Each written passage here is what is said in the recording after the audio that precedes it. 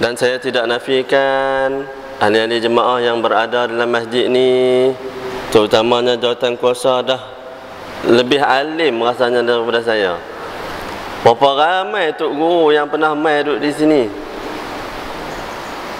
tetapi disebabkan dahagakan ilmu Allah Subhanahu wa taala, menyemput para ustaz-ustaz yang lain. Bukan mereka tak tahu, cuma bukan tak boleh nak syarah. Kalau mereka syarah, saya rasa lebih hebat daripada guru-guru yang mai. Sebab apa? Bukannya sikit mereka jemput tok-tok guru yang hadir dalam rumah Allah ni, tapi disebabkan kerana ahli jemaah, anak qaryah yang inginkan pengetahuan, mereka adakan beberapa siri majlis ilmu semata-mata kerana Allah Subhanahu wa taala. Mudah-mudahan Allah memberikan ganjaran yang sewajarnya kepada sesiapa yang terlibat. Alhamdulillah, sesungguhnya kita membincangkan ataupun membicarakan pada malam ini ialah tentang hadis ataupun sunnah. Sunnah ni ialah satu cabang ilmu yang membicarakan tentang perkataan baginda Rasulullah sallallahu alaihi wasallam, perbuatan baginda Rasulullah sallallahu alaihi wasallam, dan juga takrir, iaitu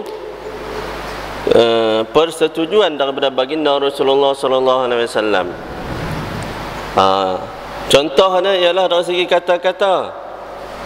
Rasulullah mengatakan kepada para sahabat, "Sallu kama ra'aitumuni usalli." Sembahyanglah kamu semua seperti mana kamu lihat aku sembahyang. Sebabnya dalam Al-Quran hanya sebut ruka'an sujadah saja, rokok dan juga sujud. Tak tahu macam mana cara nak rokok, tak tahu macam mana cara nak sujud. Maka baginda Rasulullah datang menunjukkan cara nak rokok, dan cara nak sujud, dan cara nak angkat tangan. Sembahyang, abang-abang dan juga kakak yang dirahmati Allah Subhanahu wa taala, sesungguhnya ada 500 perkara sunat dalam sembahyang. Kalau saya ceritakan 500, ya Allah, betul ke sampai 500 perkara sunat nak sembahyang 2 rakaat saja? Ada 500 perkara sunat. Cuba kita bayangkan, yang tu buku yang ditulis oleh tok guru saya. Ada lagi yang dikarang oleh para guru, ada 1000 perkara sunat dalam nak sembahyang 2 rakaat. Yang ada buku di tangan saya, hanya ada 500 perkara sunat dalam nak sembahyang 2 rakaat. Dan tok guru mengatakan sesungguhnya ada 1000 perkara sunat. Saya duk cari buku yang 1000 tu tak jumpa lagi. Cuba bayangkan, kita nak sembahyang sunat 2 rakaat, ada 500 perkara sunat. Subhanallah. Agak-agak kita boleh kira tak macam mana boleh sampai 500. Saya pernah kira sendiri, ketika mana saya sembahyang tidak sampai 400 perkara sunat saya buat dalam sembahyang sunat. 300 lebih ya. Ada lagi 100 perkara sunat yang ditinggalkan oleh kita tanpa ada sengaja ataupun tak sengaja, tahu ataupun tidak. Itu dia. Nak sembahyang saja, sama ada sembahyang subuh ke, sembahyang zuhur ke, asar ke, sekurang-kurangnya ada 500 perkara sunat. Masya Allah, ulama ambil kira sampai teratur. Itu yang dibicarakan oleh baginda Rasulullah, yang dibincangkan oleh Rasulullah. Dia mengatakan sesungguhnya dalam hadisnya, "Sallu kama ra'aitumuni usalli." Sembahyanglah kamu semua seperti mana kamu tengok aku sembahyang. Rasulullah angkat tangan macam mana ketika mana takbir, waktu bila kena angkat tangan, waktu bila tak perlu angkat tangan, macam mana nak letak tapak tangan kanan di atas tapak tangan kiri, di sebelah mana, di tengah ke, kanan ke, kiri ke, atas ke, bawah ke. Semua tu dibincangkan oleh para sahabat yang melihat kaedah yang digunakan pakai oleh Rasulullah, ataupun kita sebutkan metodologi Rasulullah, metod ataupun kaedah ataupun cara Rasulullah nak sembahyang. Apa yang Rasulullah baca, apa yang Rasulullah tak baca. Apa yang waktu bila Rasulullah buat perkara ni, waktu bila Rasulullah tak buat? Doa kunut Rasulullah buat mengikut dalam riwayat hanya sekali sahaja doa kunut Rasulullah pernah buat. Tapi kita duk buat tiap-tiap kali sembahyang subuh. Lepas tu yang bertikai duk mengkeli. Ni hang main mazhab mana ni? Rasulullah pernah buat hanya sekali saja. Rasulullah baca doa kunut sekali saja seumur hidup Rasulullah. Rasulullah tak pernah baca lebih daripada sekali. Itu dia. Imam Abu Hanifah mengatakan sesungguhnya doa kunut tidak disunatkan. Imam Malik mengatakan sesungguhnya doa kunut ni buat sekali sekala saja, sebab Rasulullah pun buat sekali je. Imam Syafi'i kata buat juga. Setiap hari kena buat sembahyang subuh ni sebab apa? Sebab Imam Syafi'i menggunakan kaedah doa tu. Kunut tersebut adalah doa. Kalau siapa yang pergi Makkah, di Madinah, tu imam tak baca doa kunut sembahyang subuh. Siapa yang pernah pergi ke Makkah dan Madinah, selepas saja bangkit daripada rokok, dia akan berhenti sengat. Dia akan berhenti sat. Lepas tu ahli jemaah daripada mazhab Imam Syafi'i ni, dia akan baca doa kunut. Dia agak-agak depan ni baca habis, barulah dia turun sujud. Tu pendapat Imam Syafi'i. Imam Ahmad bin Hanbal mengikut pendapat Imam Syafi'i juga, mengatakan sunat. Sunat pula bukan sunat biasa, sunat muakkad yang dituntut, ataupun sunat ab'ad, sebahagian daripada sembahyang. Tu dia pendapat Imam Syafi'i. Siapa tertinggal, terlupa baca doa kunut, kena ganti balik dengan sujud sahwi. Sebab apa? Imam Syafi'i kata apa? Doa kunut tu adalah sebahagian daripada doa yang cukup besar fadilat dia. Allahumma hadini fi man hadait. Ya Allah, berikanlah petunjuk seperti mana Engkau telah berikan petunjuk kepada baginda Rasulullah dan juga para sahabat dan juga semua umat Islam yang lain. Wa afini fi man afait. Berilah kesihatan seperti mana Engkau berikan kesihatan kepada orang yang lain. Untuk pengetahuan abang-abang dan kakak-kakak, kalaulah kita pergi negara Arab, kalau berlakunya musibah di negara mereka, doa apa yang mereka baca? Doa kunut. Kita dengar-dengar, pasal apa je ni? Tu imam ni rakaat yang last sekali, sembahyang 4 rakaat, sembahyang waktu isyak pun dia boleh baca. Main-main sembahyang isyak yang 4 rakaat, habislah rakaat yang last tersebut. Selepas daripada bangun daripada rakaat, dia baca doa kunut nazilah. Kunut nazilah yang kita duk baca, yang duk baca selepas setiap kali sembahyang subuh tu lah. Allahumma hdini, itu adalah doa kunut nazilah yang digunakan pakai oleh para Arab. Tapi kita tak tahu. Rupa-rupanya yang tu kunut nazilah, kita tak tahu. Sebenarnya besar fadilatnya doa kunut tersebut, walaupun hanya sekali Rasulullah mengamalkannya. Lepas tu mengkelih pula di kalangan para ulama-ulama mazhab, pasal apa Imam Syafi'i katakan sampai setiap kali kena baca, sedangkan Imam Malik mengatakan hanya sekali sekala buat. Rasulullah tak pernah buat. Imam Syafi'i sayang, dia kata sayang sangat nak tinggal, sebab doa ni terlalu amat besar ganjaran dan juga maknanya. Apabila kita tahu bahawa sesungguhnya dalam nak sembahyang pun kita kena tengok baginda Rasulullah sembahyang macam mana.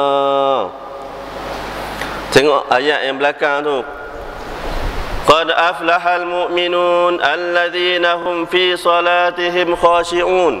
Sembahyang ni, sembahyang. Macam mana nak sembahyang? Yang dalam Quran hanya sebut ruka'an sujada, rokok dan juga sujud. Tak tahu macam mana nak sembahyang. Jadi kita kena tengok, para sahabat tengok Rasulullah. Macam tu ke Rasulullah sembahyang?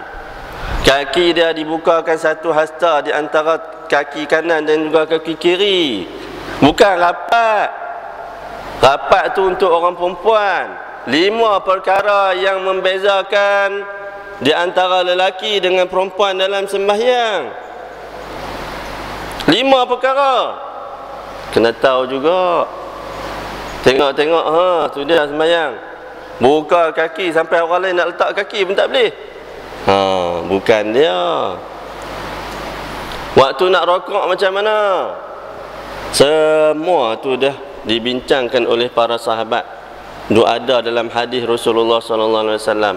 Saya tak huraikanlah bab fiqh ni sebab ramai dah tok guru fiqh saya kata. Dah banyak dah tok guru fiqh sampai 2-3 majlis tok guru yang ajak bagian fiqh. Tapi saya nak beritahu bagaimana sumber utama nak menjadikan sesuatu hukum. Yang pertama adalah daripada Al-Quran. Al-Quran kata dalam sembahyang, innas salata kanat 'alal mu'minina kitaban mawquta. Sesungguhnya sembahyang itu kanat 'alal mu'minin, adalah diwajibkan ke atas setiap orang yang beriman. Mawquta, waktu-waktu yang tertentu. Itu Quran beritahu aja. Jadi Rasulullah datang menunjukkan, selepas sembahyang subuh ada waktu subuh, waktu fajar. Kemudian waktu zuhur apabila tergelincir matahari. Tergelincir matahari, masuklah waktu zuhur. Apabila lepas pada pembayang yang utama, waktu asar. Tenggelamnya matahari, waktu maghrib. Hilang cahaya matahari, waktulah waktu isyak. Semua tu dibicarakan dalam hadis-hadis Rasulullah sallallahu alaihi wasallam. Bagaimana Rasulullah buat? Sudah. Walaupun kita tahu pada asalnya sembahyang ni difardukan sebanyak 50 kali oleh Allah Subhanahu wa taala pada malam Isra', iaitu malam dijalankan berjumpa dengan Allah Subhanahu wa taala. Rasulullah turun langit yang ketujuh tersebut, jumpa dengan Nabi Ibrahim. Nabi Ibrahim kata, apa dia yang kamu dapat? Rasulullah mengatakan, sesungguhnya Allah bagi kat aku ni sembahyang 50 waktu. Sembahyang 50 waktu, betul hanya dapat. Turun langit yang ke-6, turun langit yang ke-5, turun langit yang ke-4. Langit yang ke-4 berjumpalah dengan Nabi Musa kalimullah. Nabi Musa tanya, apa yang hang dapat? Rasulullah mengatakan, sesungguhnya Allah bagi kat aku 50 waktu sembahyang. Nabi Musa kata, mampulah umat hang. Dah umat hang tu dah lah koman-koman. Umat hang tu koman. Nabi Musa kata kepada baginda Rasulullah, umat hang takkan mampu. Umat hang terlalu lemah. 50 waktu mana kita nak kerja? Cuba kita bayangkan 50 waktu dalam tempoh 24 jam, bermakna puratanya 2 jam. Setiap 2 jam kena sembahyang. Tu dia. Setiap 2 jam kita kena berhenti sembahyang. Betul tak? Salah no, setengah jam. Sebabnya 50 waktu bagi 24. Maknanya setengah jam. Setiap setengah jam kita kena berhenti sembahyang. Tu dia, cuba kita bayangkan. Kalaulah hukum asal kena sembahyang 50 waktu, 5 waktu ni pun cerangah tak sembahyang. 50 waktu telah lagi tinggal terus. Kerja pun tak boleh. Lepas tu qada semua sekali. Nak qada buat macam Syiah.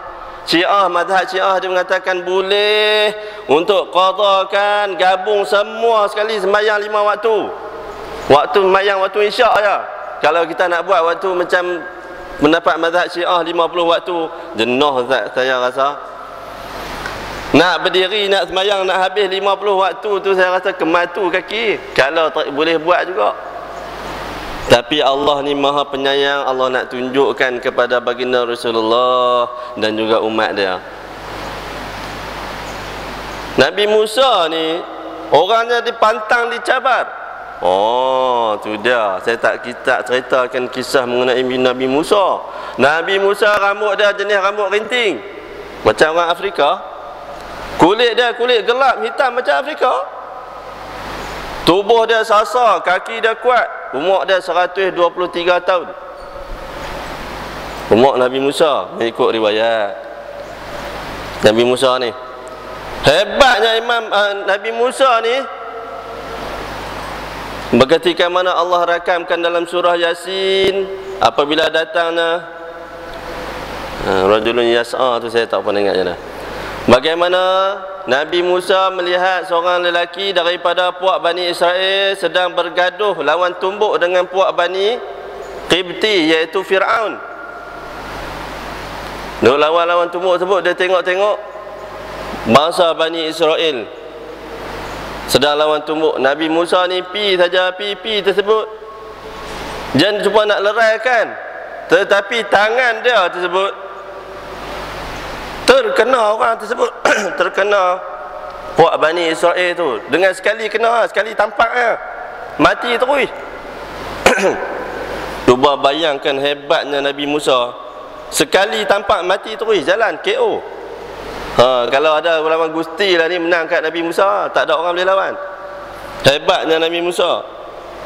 Tu Allah ceritakan pula bagaimana kisah Nabi Musa dengan Nabi Harun. Apabila Nabi Harun diperintahkan oleh Nabi Musa, wahai saudaraku Harun, aku memohon dengan kerjasama kamu, jagalah puak Bani Israel ni, iaitu di mana? Di Tur Saina, ketika mana mereka ni lari daripada Fir'aun, sampai di satu tempat tersebut selama 40 tahun. Tapi dalam cerita tersebut yang Nabi Musa perintahkan kepada saudara dan Nabi Harun, katakan kepada Nabi Harun, hang tolong jaga, hang tolong tengok-tengok puak Bani Israel ni, jangan buat benda-benda yang tak elok. Aku nak pergi bermunajat dengan Allah Subhanahu Wa Taala selama 1 bulan. Pergilah selama 1 bulan, berjumpa dengan Allah Ta'ala, nak cakap dengan Allah Ta'ala. Waktu itulah Nabi Musa bermunajat kepada Allah Subhanahu Wa Taala, ya Allah, aku teringin nak cakap dengan kamu, aku nak beritahu kat kamu, sesungguhnya aku dicabar oleh umatku. Umat aku telah memohon kepada aku bahawa mereka nak tengok kamu, wahai Allah. Sebelum umat aku nak tengok, aku teringin nak tengok kamu. Nabi Musa ni cerita. Nabi Musa minta kepada Allah Ta'ala. Allah Ta'ala katakan kepada Musa, wahai Musa, kalau hang nak tengok aku boleh, tapi hang tengoklah di gunung tersebut. Fa in istaqarra makanahu, kalaulah gunung tersebut kekal seperti mana tempat tersebut, hang boleh nampak aku. Nabi Musa tengok-tengok tempat gunung tersebut hancur berkecai. Apabila Allah turunkan nur saja, satu bahagian daripada nur Allah Ta'ala turun di bukit tersebut, hancur terus gunung. Hancur gunung tersebut. Apa yang berlaku? Nabi Musa, ya Allah, mengatakan, sesungguhnya aku tidak mampu nak tengok kamu. Sedangkan baginda Rasulullah pergi jumpa dengan Allah Subhanahu Wa Taala. Di mana? Lepas daripada aras jauh. Dalam riwayat mengatakan Rasulullah melihat Allah dengan secara live.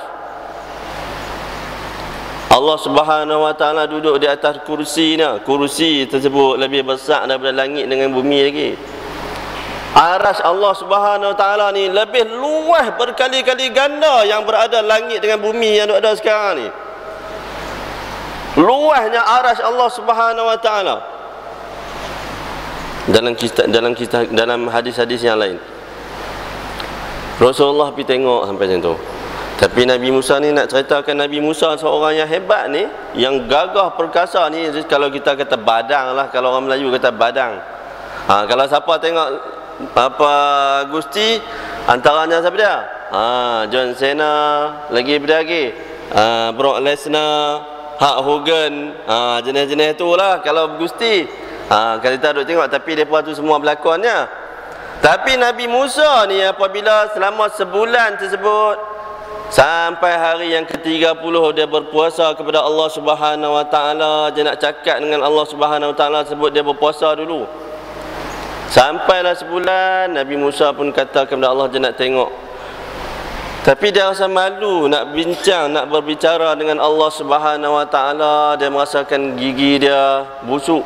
Maka Nabi Musa ni, dia ambil lah habuk-habuk pasir yang ada tersebut, dia gabuh, dia tanya, gabuh gigi-gigi dia. Lepas tu barulah dia bermunajat kepada Allah Ta'ala. Allah Ta'ala kata kepada Nabi Musa, wahai Musa, sesungguhnya bau orang yang berpuasa tersebut lebih harum daripada kasturi. Maka Allah perintahkan kepada Nabi Musa, hang kena tambah lagi 10 hari. Allah perintahkan kepada Nabi Musa tambah 10 hari. Waktu itulah Samiri ni duk tunggu-tunggu sampai sebulan. Masuk hari yang ke-31, Samiri ni kata sabda, katakan kepada Bani Israel, tengoklah Nabi Musa ni tak boleh percaya. Kalau dia betul dia Nabi, dia mesti kena tetap dengan perjanjian dia mengatakan 30 hari. Ni masuk hari yang ke-30 tak ada lagi, 31 tak ada lagi, 32 tak ada lagi, 33 tak ada lagi. Maka Samiri ni katakan kepada puak Bani Israel, himpun semua mah-mah yang kita rampas daripada puak Bani Israel, puak Qibti dulu sebelum kita lari daripada kota Mesir dulu, himpun semua. Maka Samiri ni, rupa-rupanya hebat. Orang Bani Israel dan kaum Qibti pada zaman tersebut, iaitu Bani Israel terutamanya, hebat dari segi binaan arkitek. Dia binakan di atas batu yang kukuh tersebut, dia buat bentuk seolah-olah lembu. Seolah-olah lembu. Ajlan jasadan lahu quwa, depa bentukkan seolah-olah bentuk lembu. Maka dituangkan seluruh emas tersebut, maka terbentuklah lembu. Dia katok batu-batu itu semua pecah, maka bentuklah jadi lembu yang elok. Lembu tersebut ada lubang hidung. Angin bertiup saja lalu ke lubang hidung tersebut, maka bunyi seperti mana lembu yang hidup, seperti mana biasa kita duduk sengak. Moh. Angin yang masuk ke lubang hidung tersebut bunyi seperti mana lembu hidup. Tu dia kisah Nabi Musa AS. Bani Israel ni hebat dari segi arkitek. Hebat sampai terang tu. Nabi Musa turun-turun sampai tengok-tengok Nabi Harun. Dan juga Samiri duk sembah. Nabi Harun tak sembah lah, Samiri dan juga Bani Israel yang lain sedang duk sembah lembu. Itulah bermulanya kisah lembu, yang diambil oleh puak Hindu yang mengatakan lembu itu sebagai Tuhan. Hindu mengambil daripada kisah Samiri itulah. Daripada kisah tu, Nabi Harun apabila tengok Nabi Musa balik, dia pun ketak lah, takut. Nabi Musa pun mai berjumpa dengan Nabi Harun. Dia pegang janggut Nabi Harun. Janggut Nabi Harun panjang sampai 1 jengkal. Ada riwayat, pegang tu, daripada rambut yang berwarna hitam bertukar menjadi warna putih. Terus beruban.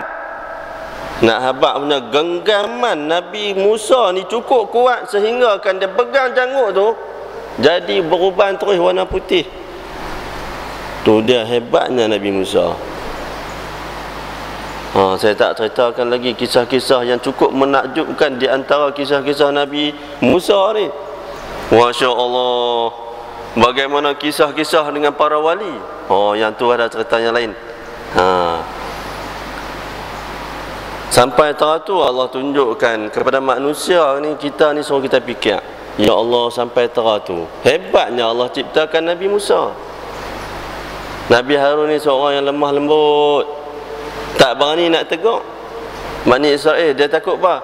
Kalaulah aku tegur mereka, takut nanti mereka belasah aku, tak apa mereka bunuh aku terus. Nabi Harun sebab jaduk seorang-seorang tak berani nak tegur. Samiri tersebut sebenarnya zaman sekarang masih lagi ada, iaitu Amerika Syarikat. Sebab itulah dipanggil Uncle Sam. Uncle Sam tu ialah asalnya daripada perkataan Samiri. Tu dia. Amerika Syarikat ni pelopor utama agama-agama sedunia. Sebab itulah dipanggilkan Uncle Sam. Tu dia, Amerika Syarikat. Jadi Rasulullah berjumpa dengan Nabi Musa tersebut. Dia cerita, maka Nabi Musa kata, tak boleh, rakyat hang, umat hang takkan mampu. Sebenarnya apakah iktibar daripada benda tersebut? Nak tunjukkan supaya kita ni umat Rasulullah akhir zaman tak mampu nak buat. Sedangkan Nabi Musa dengan kaumnya waktu tersebut punyalah hebat. Kita zaman lah kalau 50 waktu tak boleh. Nabi Musa pada zaman dia sembahyang hanya 3 waktu je. Nabi Musa katakan kepada Muhammad, wahai Muhammad, sesungguhnya sembahyang ni umat aku sendiri 3 waktu pun tak mampu. Hang umat hang nak bagi sampai 50 waktu. Lagilah tak mampu. Tu dia. Sampai begitu sekali Nabi Musa sayang. Nabi Musa sayang kat kita semua. Sepatutnya kita rasa bersyukur dengan sebab Nabi Musa jugalah kita diringankan oleh Allah Subhanahu Wa Taala. Kalau tidak Rasulullah balik tu, Rasulullah ni malu nak minta daripada Allah Ta'ala. Ya Allah, mintalah kurang sikit. Malu. Rasulullah malu. Nak minta kurang Rasulullah malu. Bila terima tersebut, Rasulullah mencakap alhamdulillah, yang ni lah pemberian Allah Subhanahu Wa Taala. Tapi turun sampai jumpa Nabi Musa. Nabi Musa kata, rakyat umat hang tak mampu. Tak mampu lah, umat hang takkan mampu sama sekali. Umat aku sendiri pun yang 3 waktu pun mereka tak boleh buat, tambah umat hang yang aku tahu dah lagilah lemah, lagilah koman daripada umat-umat aku ni. Nabi Musa kata.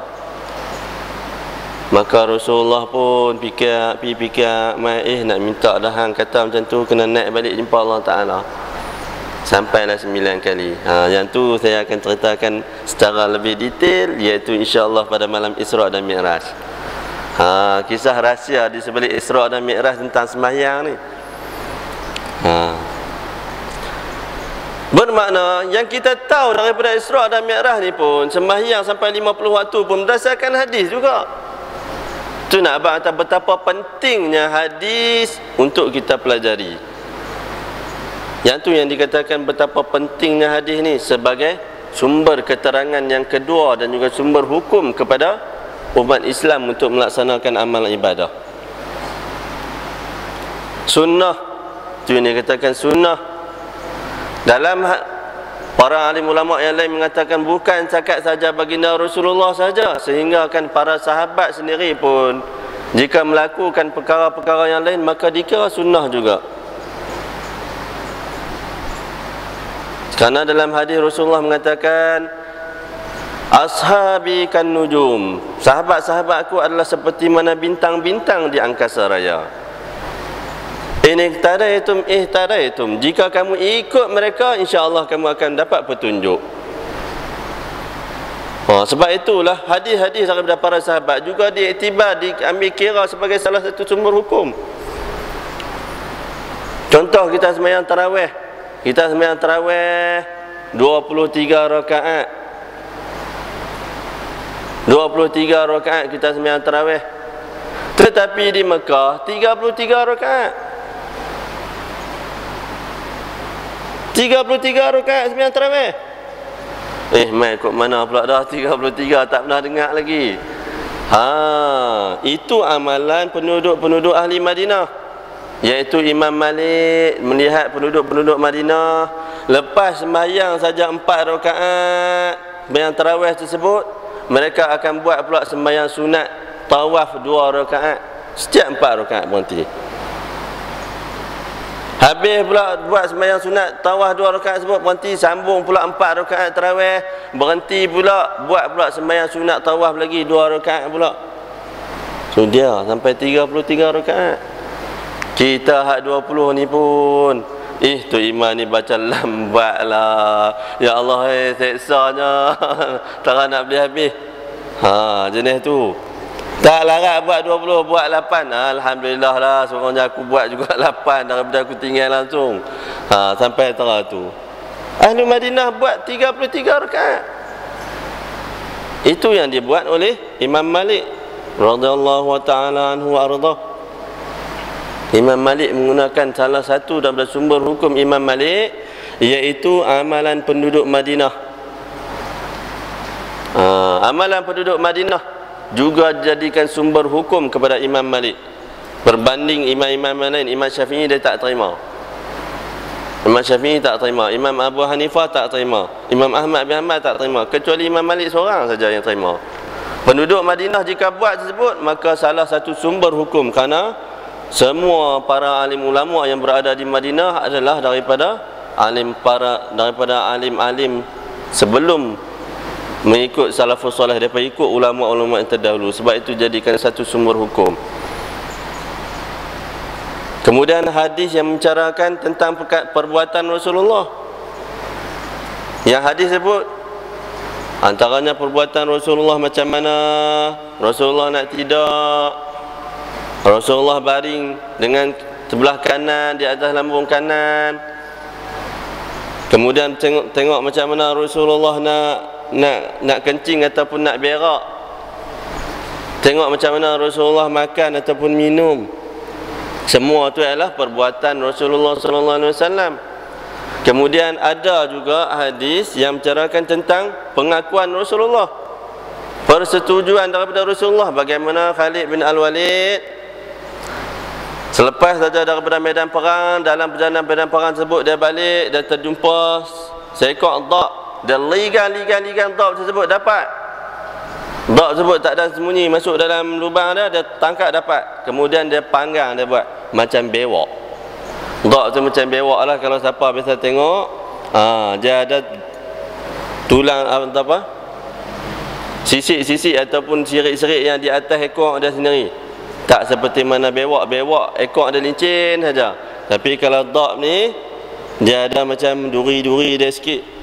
Itu yang beza. Iaitu disebutkan bewak padang pasir kalau terjemahan orang kita. Dhab ni adalah terjemahan ni adalah bewak padang pasir. Kemudian tanyakan kepada Rasulullah, ya Rasulullah, ada sahabat kita ni dia makan dhab. Rasulullah tak jawab, Rasulullah sengak. Rasulullah sengap, tak kata apa. Maka para sahabat dan juga para ahli ulama mengatakan itu adalah sebahagian daripada pengakuan Rasulullah, iaitu boleh makan dhab. Hukumnya harus, halal pun tidak. Hukumnya harus, bukan halal. Maksud harus ni, kalau halal ni Rasulullah bagi tahu siap-siap dah benda ni elok. Harus ni boleh makan. Kemudian orang nak bawa pula, ya Rasulullah nak makan anak. Para sahabat ni tangkap anak, bawa pergi jumpa Rasulullah. Rasulullah kita minta maaf lah, aku tak makan anak. Maka Sayyidah Aisyah pun tanyakan kepada baginda Rasulullah, ya Rasulullah, mengapakah kamu tak mau makan anak tu? Rasulullah kata, aku ni pernah terdengar sekali saja bagaimana orang tua-tua dulu mengatakan anak ni ada haid. Rasulullah pernah terdengar mengatakan anak ni ada haid. Jadi Rasulullah tak lalu nak makan. Rasulullah tak makan. Walaupun tak dipastikan, wallahu alam betul atau tidak. Yang tu siapa yang bagian veteriner, bagian jabatan haiwan tu kena buat kajian, betul ke tak? Anak ni ada haid. Ada 7 binatang yang ada haid. Tu dia masuk bab hukum fiqh pula, ada 7 binatang yang ada haid. Tu dia. Antara binatang tersebut ialah kelawak. Antaranya lagi ialah kuda. Antaranya lagi ialah dubuk. Tu antara binatang-binatang yang 7, iaitu yang ada haid. Tu dia, sampai teratur. Ulama buat kajian sampai teratur, sampai ada 7 jenis binatang yang ada haid. Yang lebih spesial dalam binatang-binatang dalam seluruh dunia ni ialah dubuk. Dalam kitab Al-Hayawanul Kubra, kalau tak silap saya kot, Hayatul Hayawan kalau tak silap saya, yang dikarang oleh Imam Ad-Dimiri, Ad-Dumairi. Dia mengatakan sesungguhnya dubuk ni, ni wallah alam, tapi dalam kitab dia lah. Dubuk ni sejenis binatang yang boleh dimakan. Kita boleh makan dia sembelih seperti mana musang. Imam Syafi'i mengatakan musang boleh dimakan, halal. Siapa jumpa musang tangkap sembelih. Imam Syafi'i kata halal. Begitulah juga dubuk. Walaupun dia ni spesies yang macam pemasa, tetapi taring dan juga kuku dia bukanlah penyebab utama binatang tersebut mati. Walaupun dia jenis pemangsa juga, jenis makan daging juga, tapi dubuk ni boleh juga dimakan, ikut pendapat Imam Syafi'i radhiyallahu ta'ala anhu wa ardah. Dia mengatakan dubuk boleh dimakan. Imam Ad-Dumairi dia mengatakan sesungguhnya dubuk ni ada 1 tahun dia jadi jantan, 1 tahun jadi betina. Pula dah kena buat kajian pula yang bagian veteriner haiwan ni. Dubuk ni setahun jadi jantan, setahun lagi jadi betina. 1 tahun dia jadi betina tersebut, dia mengandung. Mengandung, bukan mengandung, bunting. Silap. Kalau kita mengandung ni hanya untuk manusia. Binatang kita sebut bunting. 1 tahun jadi betina tersebut, dia boleh jadi bunting. Setahun depan pula dia jadi jantan pula. Wallahu alam. Saya rasa macam tak betul, tapi tak tahulah macam mana Imam Dumairi dia boleh mengeluarkan cerita mengatakan dubuk ni ada spesies dia yang boleh jadi jantan setahun, boleh jadi betina setahun. Kalau hak binatang ada 2 alat kelamin ni macam siput tak apa, memang 2 sekali. Ada 2 biseksual, ada 2. Dia ada 2 alat kelamin. Kemaluan laki pun, jantan pun ada, hak betina pun ada. Sebab tu dia boleh telok bila-bila masa. Kalau macam siput.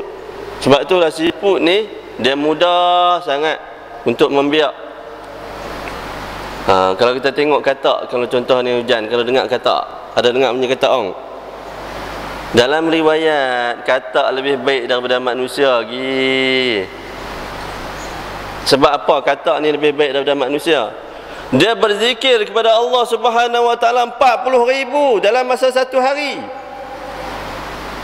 Cuba kita bayangkan katak yang duk panggil hujan ong tu sebenarnya duk berzikir kepada Allah Subhanahu wa taala sehari semalam 40,000 kali. 40,000 kali bukan sikit. Kita duduk atas tikar sembahyang nak buat 33 tasbih subhanallah tu pun ampun rasa lambat. Kata 40,000 kali 1 hari 1 malam. Ulat yang ada yang kita duk tengok ulat-ulat bulu apa semua tu, mereka pun bertasbih kepada Allah Subhanahu wa taala dan juga berselawat. Kisah bagaimana Nabi Sulaiman alaihi salam apabila ternampaknya ulat, dia kata, Allah, apalah hikmah Allah ciptakan ulat ni? Apa guna ulat ni? Nabi Sulaiman kata ketika mana dalam perjalanan tersebut, dia kata, apalah hikmah Allah cipta ulat ni? Dia duduk bayang, dia duduk kata macam tu dalam perjalanannya. Kita, ya Allah, apalah Allah ciptakan ulat ni? Untuk apa Allah cipta ulat ni? Aku rasa macam ulat ni tak ada guna pun. Han tak cipta ulat pun tak apa. Seolah-olah dia macam tu lah. Kemudian Allah perintahkan kepada seekor ulat yang berada dalam batu. Dia keluar daripada batu, batu terpecah. Dia keluar daripada batu, keluar duduk di atas batu. Kemudian dia katakan kepada kepada Nabi Allah Sulaiman, wahai Sulaiman, duk kata kat aku no. Ulat kata kepada Nabi Sulaiman, ni. Tu tahap Nabi dah tapi duk kata kat aku. Ni sepatut daripada duk fikir masalah aku, baik hang zikir dengan selawat lebih baik. Ulat kata kepada Nabi Sulaiman. Kemudian Allah perintahkan Nabi Sulaiman tanyakan kepada ulat. Allah katakan perintah wahyu kepada Nabi Musa, wahai Sulaiman, hang cuba tanya apa reja ulat. Sebab sebelum tu hang duk fikir apa reja ulat, apa Allah cipta guna ulat ni, apa guna Allah cipta ulat ni. Maka ulat pun jawab kepada Nabi Musa, wahai Musa, sesungguhnya setiap hari aku berzikir kepada Allah Subhanahu wa taala dan setiap hari aku bersalawat kepada baginda Rasulullah sallallahu alaihi wasallam. Terkejut Nabi Sulaiman. Nabi Sulaiman kata, hang duduk dalam batu pun hang berzikir kepada Allah Ta'ala, kemudian hang selawat kepada Rasulullah. Aku tak kenal siapa dia Rasulullah Muhammad ni. Aku tak kenal pun. Ya hang duduk selawat kat dia sejak dulu ni, sejak zaman Nabi Sulaiman, sejak Allah ciptakan seluruh makhluk ni. Sejak Allah ciptakan seluruh makhluk ni, mereka berselawat kepada baginda Rasulullah, tapi kita tak dengar. Dan kita tak nampak mereka berselawat macam mana kaifiat dia, cara mereka. Sebab itulah Allah katakan dalam Al-Quran, la tafqahuna tasbihahum, kamu tak tahu macam mana cara mereka bertasbih kepada Allah Subhanahu Wa Taala. Itu dia. Ulat sendiri keluar duduk dan beritahu kepada Nabi Sulaiman, sesungguhnya aku ni setiap hari berzikir kepada Allah Subhanahu Wa Taala dan berselawat kepada baginda Rasulullah. Kita ni yang ada akal, yang Allah berikan akal, yang Allah berikan iman, yang Allah berikan ilmu, tak gunakan lidah kita untuk berzikir dan juga berselawat kepada baginda Rasulullah. Alangkah malangnya hidup kita. Cukup malang bagi kita yang tidak berselawat kepada baginda Rasulullah. Man shalla alayya salatan wahidatan, sesiapa yang berselawat kepada aku sekali, sallallahu alaihi bihi asyra, Allah akan selawat kepadanya 10 kali. Cuba bayangkan, kita selawat sekali kepada baginda Rasulullah, Allah balas balik 10 kali. Itu dia. Alangkah ruginya. Bagaimana dalam hadis Rasulullah mengatakan yang lain, sesiapa yang berselawat kepada aku asbaha wa amsa, waktu pagi dan juga waktu petang 10 kali, asyran, wajabat lahu syafaati, wajiblah ke atasnya syafaat aku. Rasulullah beri jaminan. Rasulullah beri jaminan, sesiapa yang berselawat kepada aku 10 kali pada waktu pagi dan 10 kali pada waktu malam, aku jamin dia akan dapat syafaat daripada aku. Tu dia. Sebab apa? Sebab Rasulullah kenal. Rasulullah tahu, oh hari ini nama sekian-sekian telah selawat kepada aku kenal dah. Macam kita lah, kalau orang tak kenal nak minta bantuan kat kita, nak minta sedekah,